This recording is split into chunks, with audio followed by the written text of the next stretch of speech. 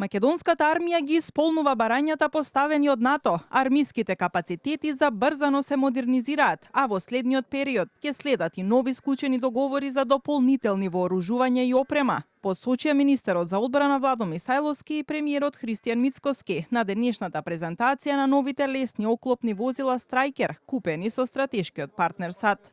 Она што го бара НАТО од нас е да вложуваме преку 20% во модернизација, ние го правиме тоа уште повеќе, преку 32% во нашиот буџет се директно за модернизација. Очекуваме следниот период за дополнителни наоружувања, дополнителна опрема, беспилотни летава, опрема за специјалните единици, волку голем буџет за да се справиме со сите предизвици, бидејќи како што може да секој да забележи тешки времиња има пред нас, но и во иднина, затоа е многу важно модернизација и нови договори.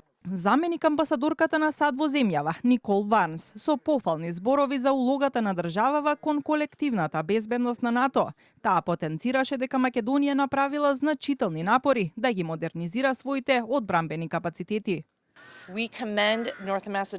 Изразуваме пофалба за Северна Македонија, како НАТО сојузник, за нејзиниот избор да инвестира во подготвеност и модернизација. Тоа се тешки одлуки кои бараат ресурси и одржлива политичка волја.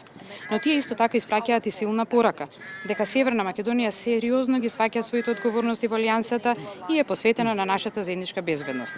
Освен возилата Страйкер, премиерот Мицкоски напомена дека со помош на САД се обновуваат и стари и неисправни армиски возила кои со години стоеле во депоата, а прашан за состојбата во Македонија визави војната на Блискиот Исток, тој оцени дека таа засега е стабилна и под контрола.